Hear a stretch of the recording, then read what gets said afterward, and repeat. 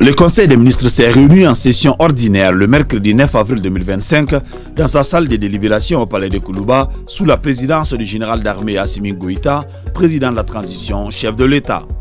Après l'examen des points inscrits à l'ordre du jour, le Conseil a adopté des projets de texte et entendu des communications.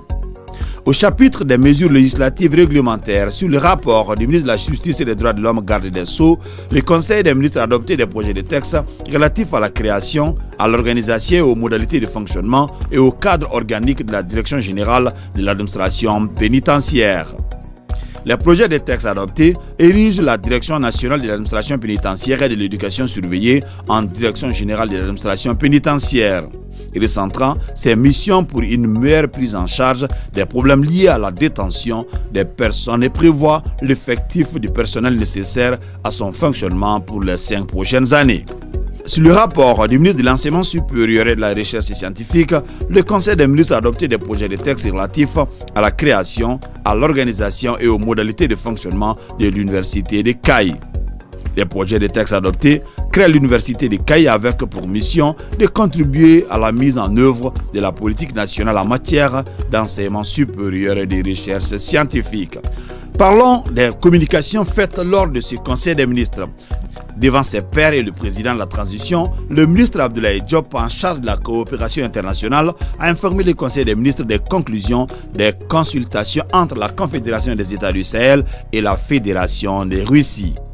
Cette consultation politique de haut niveau avait pour objectif de réaffirmer et formaliser les excellentes relations d'amitié, de solidarité et de coopération entre la Confédération AES et la Fédération de Russie. La communication du ministre de l'Économie et des Finances a porté sur la nomination de M. Abdoulaye Daffé au poste de vice-président de la Banque ouest-africaine de développement. Pour rappel, M. Abdoulaye Daffé est un acteur majeur du monde bancaire en Afrique depuis une quarantaine d'années, ayant occupé plusieurs postes de responsabilité au sein de la Banque de développement du Mali. Le ministre Amadou Keïta, en charge des mines, a communiqué sur le projet Mentora Mine. Des explications du ministre Keïta, on retient que le projet Mentora Mine est un programme de coaching sur une année avec les professionnels des entreprises minières, des entreprises sous-traitantes et de l'administration minière qui vise à renforcer les capacités des jeunes étudiants des universités et grandes écoles publiques du Mali dans les disciplines liées au secteur extractif. Partons au département en charge des Maliens établis à l'extérieur de l'intégration africaine. La situation des Maliens en Mauritanie était portée à la connaissance du Conseil par le ministre Moussa Agatayer. Il rassure que pour une meilleure assistance de nos compatriotes reconduits de Mauritanie, le gouvernement, à travers le ministère des Maliens établis à l'extérieur et de l'intégration africaine, a engagé d'importantes actions, notamment l'instauration d'un cadre quotidien d'échange avec l'ambassadeur du Mali à Nouakchott pour un meilleur suivi de la situation, la mise en place d'un comité de haut niveau de veille et de suivi, l'assistance à l'ensemble des migrants expulsés à travers l'hébergement, la nourriture, les soins de santé et les frais de transport. La chef du département de la promotion de la femme, de l'enfant et de la famille a fait 3 communications. La tenue des états généraux sur la situation de la femme, de l'enfant et de la famille est l'un des sujets abordés.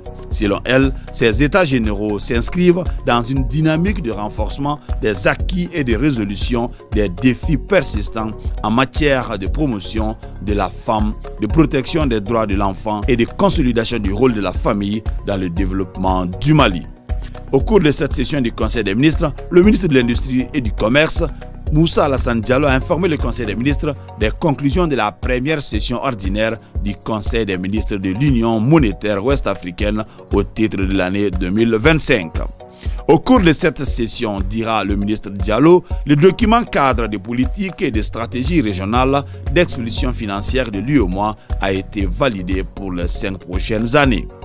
Le ministre de l'Élevage et de la Pêche a informé le Conseil des ministres du déroulement de la mission effectuée à Conakry, République de Guinée, du 6 au 8 avril sur la question de la transhumance transfrontalière. Le ministre de la Santé et du Développement social a informé le Conseil des ministres de la situation épidémiologique du pays, marquée notamment par une diminution du nombre de cas confirmés de dengue comparé à celui de la semaine écoulée. Le président de la transition, chef de l'État, a cependant appelé les populations au respect strict des mesures de prévention et de lutte contre les maladies.